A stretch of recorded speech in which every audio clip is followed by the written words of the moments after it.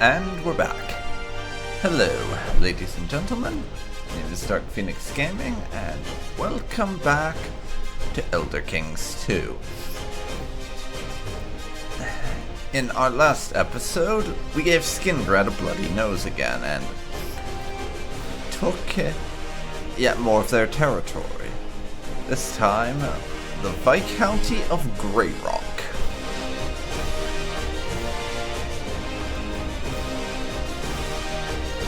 Right here, and the city of Skingrad itself, it turns out, had actually been occupied by an undead horde, so we conquered their former capital as well. And actually,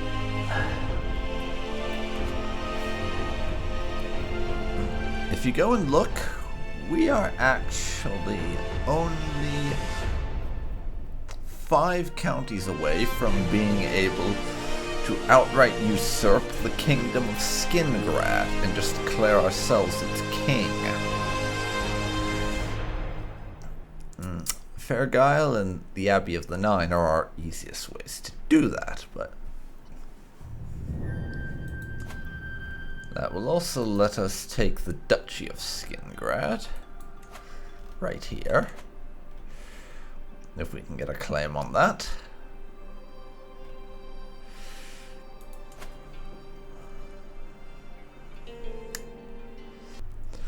Alright, so as I was saying about the date, I advanced time a little bit so we'd get to right before my claim, and we now have the ability to lay down a claim on the grand city of Cropsford rather than merely the barony like last time. So we're going to go to war for this, and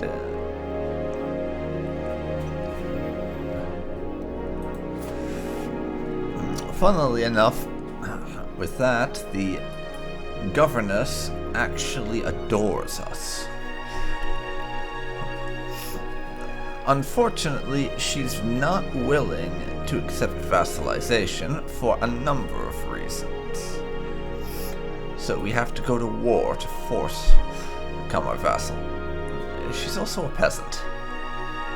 He's low-born filth.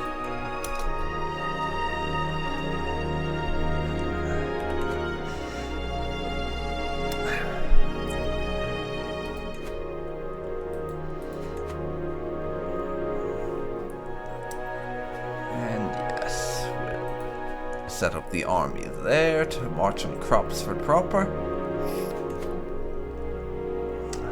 They don't have a particularly large army in comparison to us, so I can just smash them easily.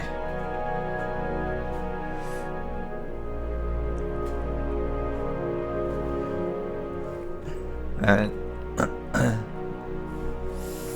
funny thing, we're going to war with her now because, you see,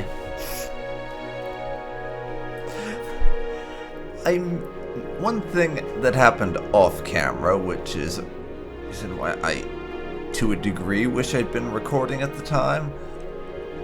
You won't have caught this.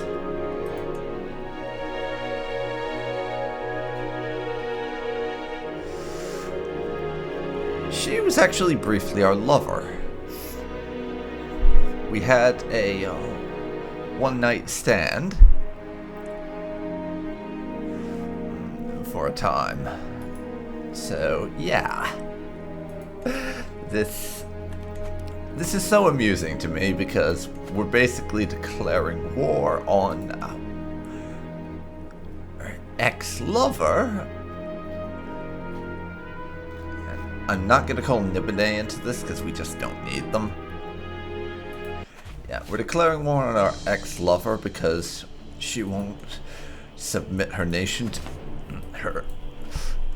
She won't submit her grand city to our authority, so it just amuses me so much that we have basically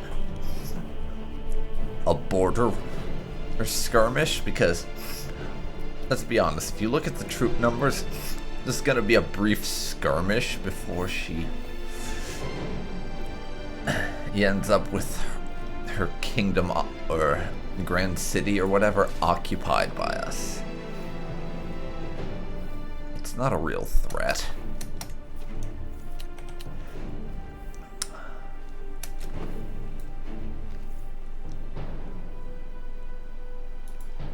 Okay, we have 2 separate armies.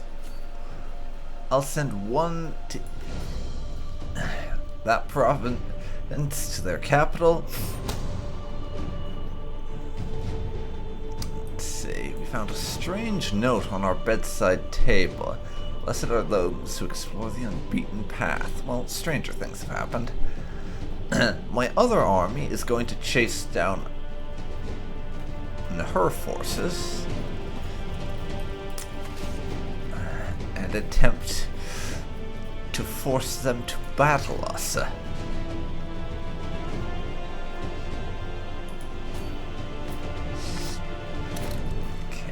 one of my acquaintances died.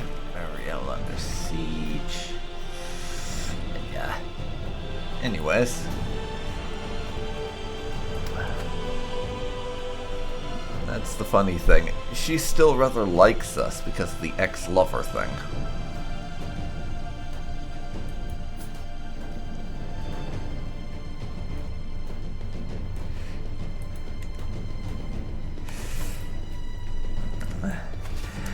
So, I'm actually seriously considering, dependent on how much she hates us, after we win this war and vassalize her, just giving her the title back.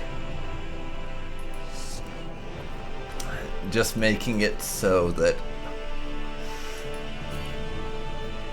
she remains in charge, just has to pledge fealty to us. I think I might actually do that, believe it or not.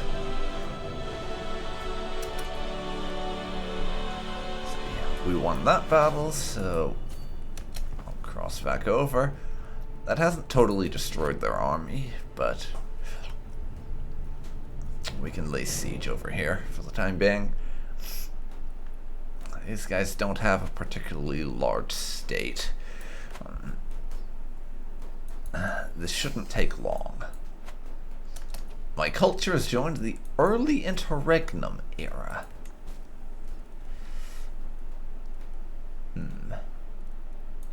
I can ransom you. Who are you, anyways?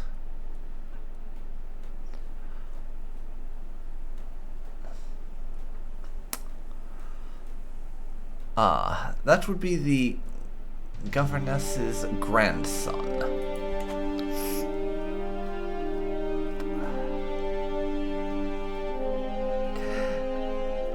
And because she really likes us, she's more inclined to say yes. I love that. The fact that we're at war, but she's still our ex-lover.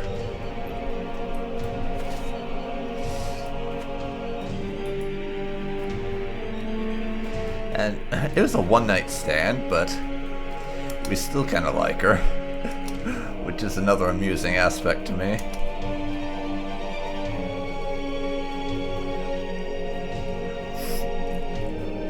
And she'll get over the fact that we're annexing her into our kingdom.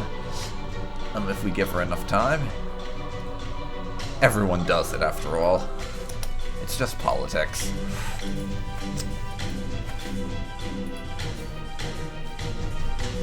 That's 77%. We'll go after her main army that's just been camped over in Crestbridge now. And lowering the speed because I want to talk now. And I just gotta say, the music in this mod is absolutely amazing. It's kind of like Kaiserreich is for Hearts of Iron in that aspect, that I legitimately think it would be worth playing just to listen to the soundtrack.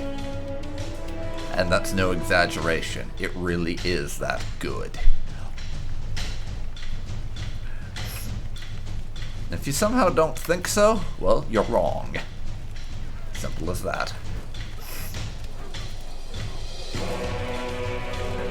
This is just the best music. I mean, if you like chill, casual music that you don't have to audio balance all the time, then you probably won't like it, but still. Let's see. We captured this random peasant knight.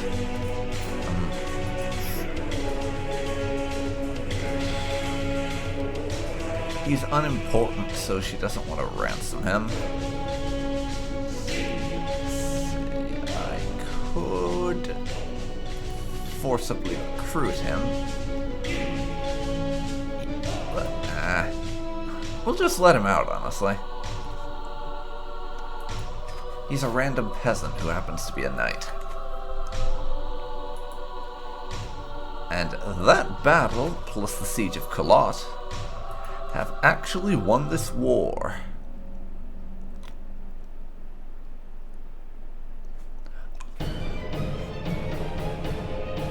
And I didn't notice this before, but you actually can't get to 100% war score based off of battles alone, apparently. Which is kind of a neat little balance thing. We win. As I was saying, it's kind of a neat little balance thing to make sure you can't just win a war by chasing down the enemy army. And let's see.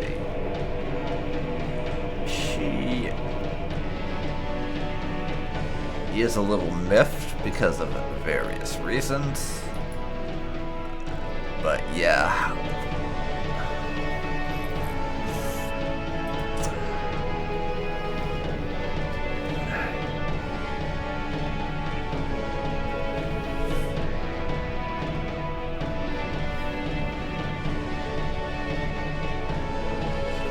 You can have your title back.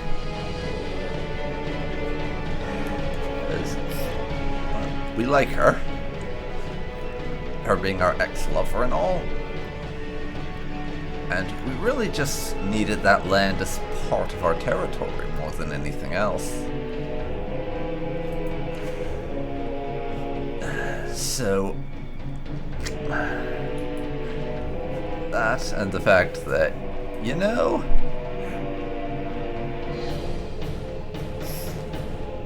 let me say something. What do we think of our wife? That's her opinion of us, but I wish there was a way we could check our opinion of her.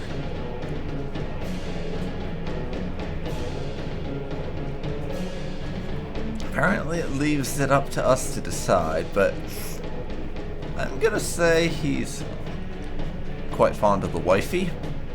That we're not about to divorce her so we can marry Governess Livia, but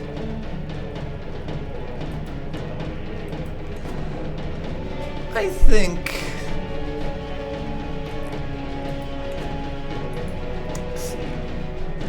seduce gives us stress, apparently. Do we have any of her rightful vassals by any chance?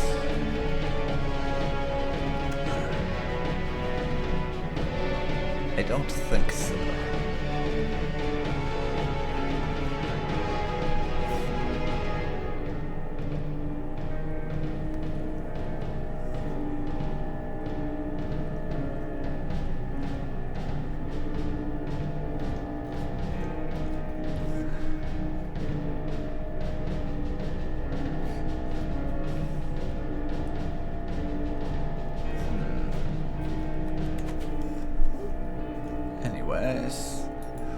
What I wanted to look at was if we wanted to romance her, then that wouldn't give us stress.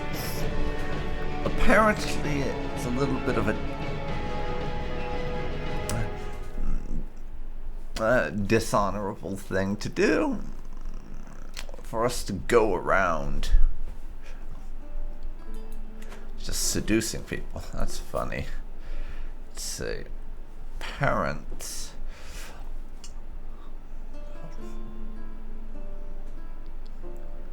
Yes, she has a bastard with someone, apparently. No. We didn't get a notification after our little affair with her saying she was pregnant, so probably not us. Unless she just decided to not tell us.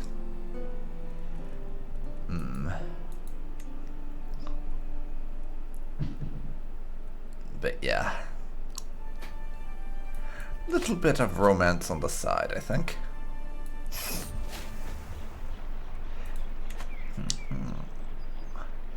Remember this day for the rest of her life.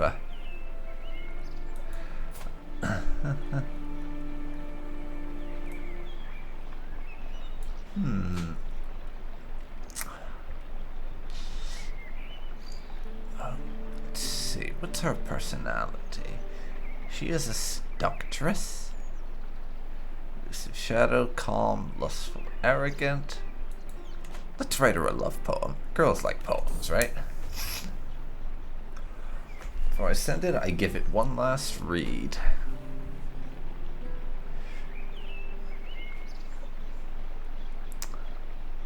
She didn't like our poem, apparently.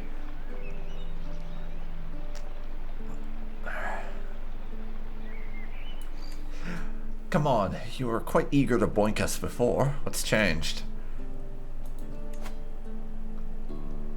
And we are almost exalted among men. Which will give me some more ways that we can go to war with people. Or something to that effect.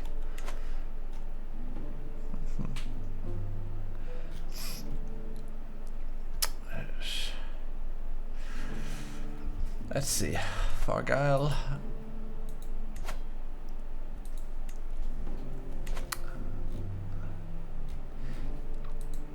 If I go after you,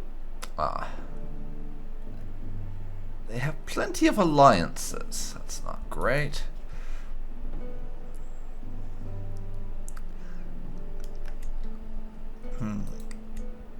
Abbey of the Eight. Someone in our says a claim.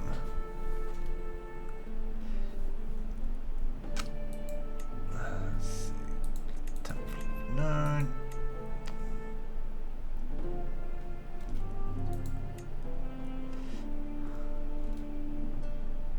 We put you in charge of the Abbey of the Eight. The problem is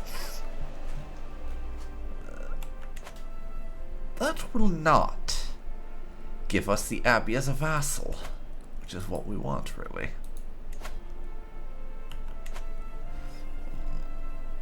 Hypothetically speaking,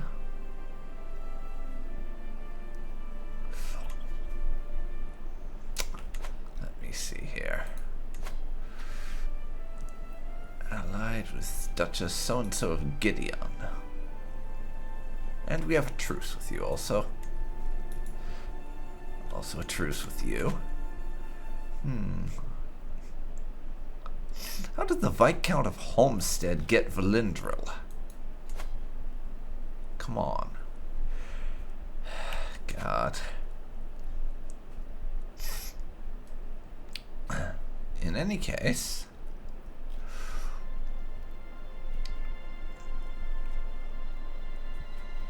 having finished that war over there with Homestead, I think we'll have a nice quick war now and conquer Dagny. So that way we can start going after Kavach. Also, Dagny is their capital, and we'll just further cripple them this way.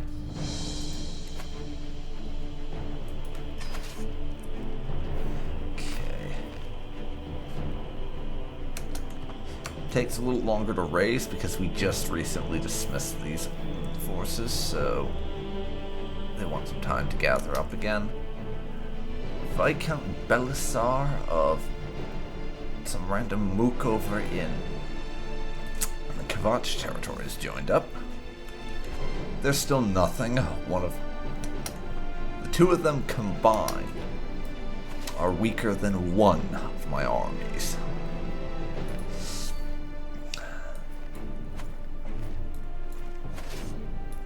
So we can just start occupying both of their things simultaneously, and I'll take one off a siege if we end up having a threat. Actually, no, cancel that. We will go attack this army, since they're trying to start shit.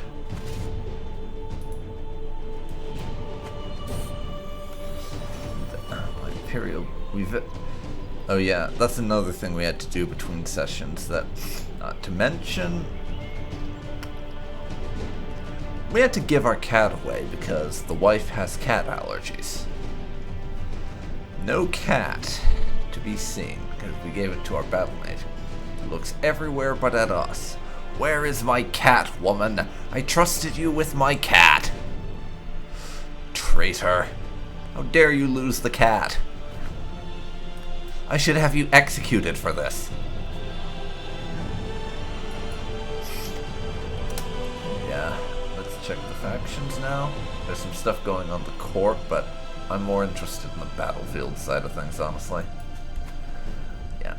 Peasant rabble and bandit camps.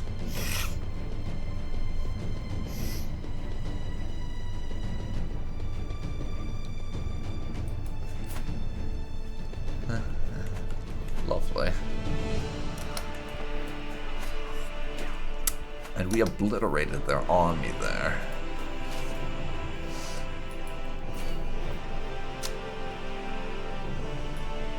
Son and heir of someone. That would be of the ally, not our primary opposition in this war. So.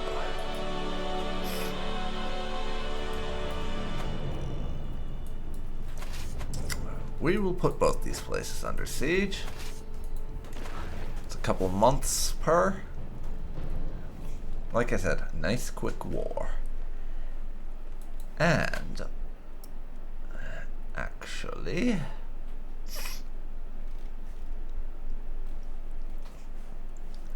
oh, look at that. Shadenall is attempting to declare independence. They ain't doing so hot. Yeah. Bruma still has their alliance with Eastern Skyrim.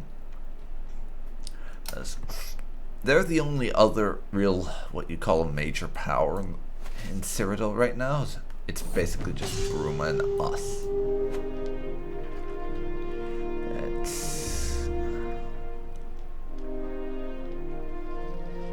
And for some reason, Kvatch has now entered the war wholesale. Oh, hell. She inherited the territory, apparently. New war target. Queen of Kvatch. What does her army look like? Honestly, not much of a threat.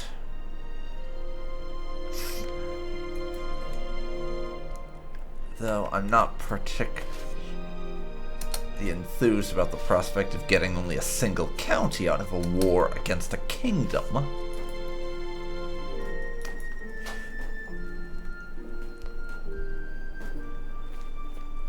I say we stick to our guns here. I have about 2,000 men.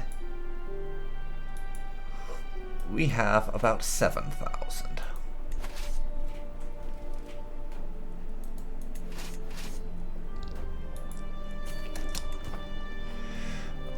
So let's send you off to kill that army, which is their entire force.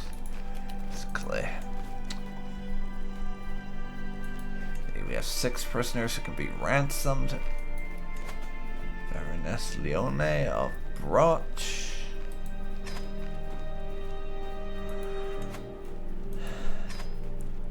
And that one's gonna get us quite a bit of money. go. Grab some of that lot. Get us a decent bit of moolah. Bandits are making a coordinated effort to seize Nagastani. Where's Nagastani? I don't remember. Well, wherever it is, they can fuck right off.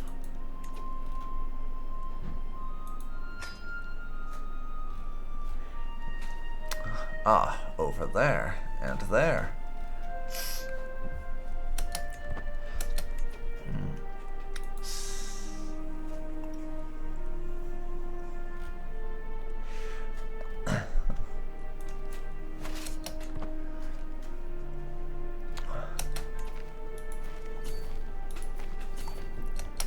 So,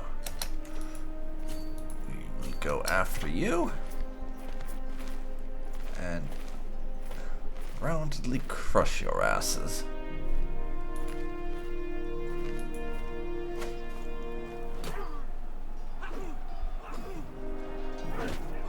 Let's do that. So, martial stuff.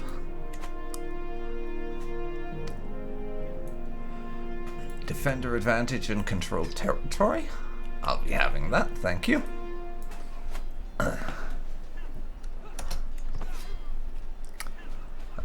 Our knight killed someone. Yeah, that's kind of what knights tend to do. Positive 32% war score. There's no way you're gonna just hand it over, is there? Yeah, I thought not. Now, we're gonna have to send one of our armies off to fight the bandits. Let's hope this doesn't complicate matters with my war effort.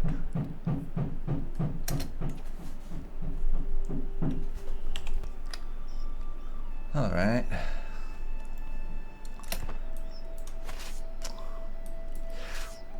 I'm hoping a few more sieges and maybe a battle or two will win us this. Let's see. Strategical impasse. Sitting around discussing our strategy. One of our viscounts thinks we should just charge the enemy and crush them with the might of our armies, while the others advocating to secure critical locations and wait for them to come to us.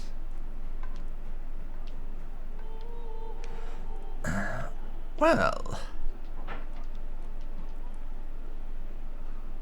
we are amazing, so we can get both. That's because of our godlike marshal.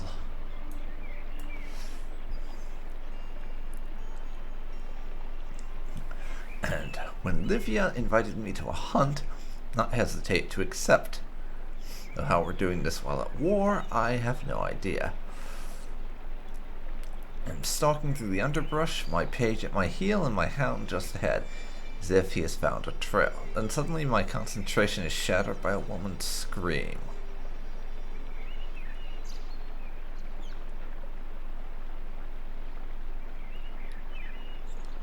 I am coming for you, my love.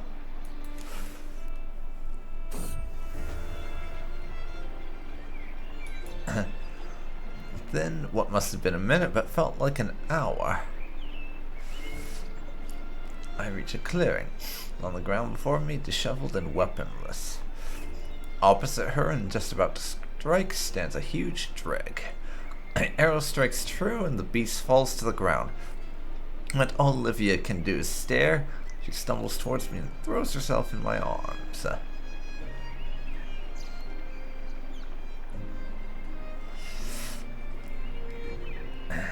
And I need you, my love, right here and now.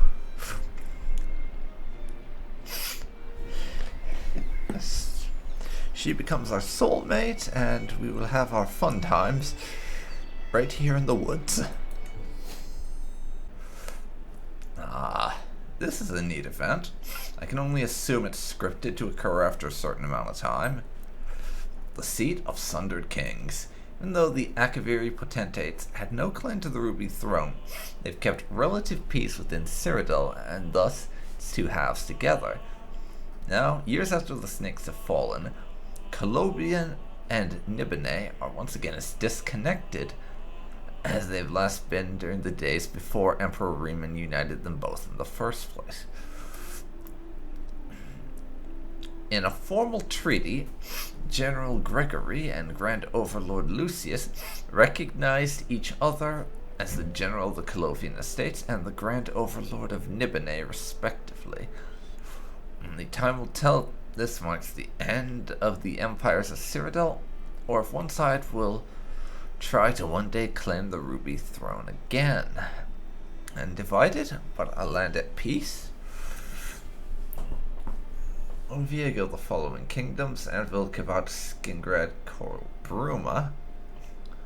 Nibide go the following Heartlands: Chadenol, Breville, Leowin. Each half will now have its own de jure empire, claiming authority solely over the holds it has been attributed to.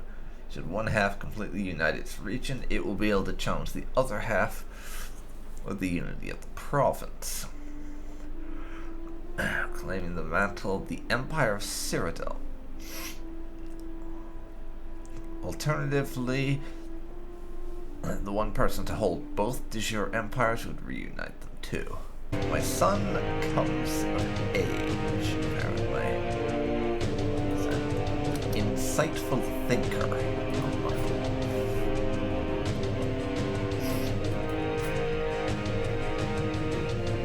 He's kind of shit at everything, really.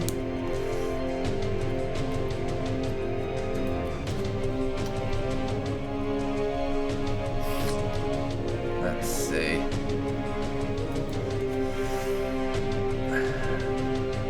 Let's see the Colovian Estates right there.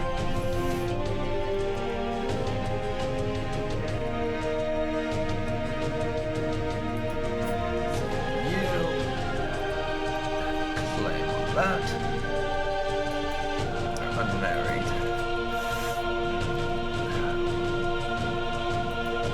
Marry my son, please.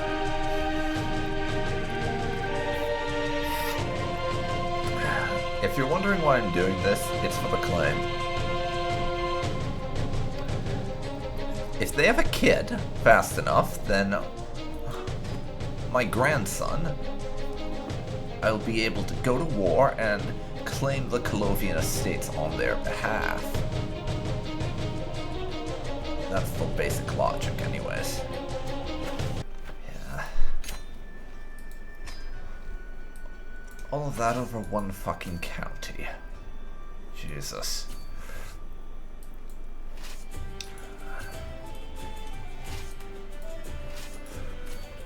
Most pointless thing ever, I have to say, that war. Most pointless ever. And also, it took long enough that I'm gonna have to actually edit this episode. I usually just ship them raw. But yeah.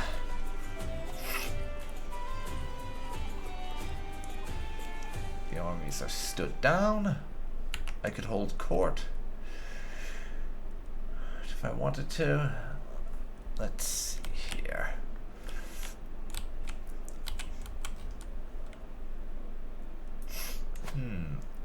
Right now, I am currently exalted among men, I see.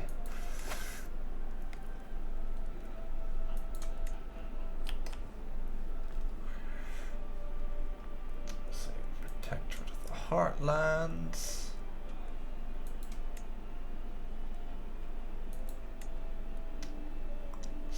He has no money and almost no troops. Hypothetically speaking. Oh, that's both of them put together. Ooh.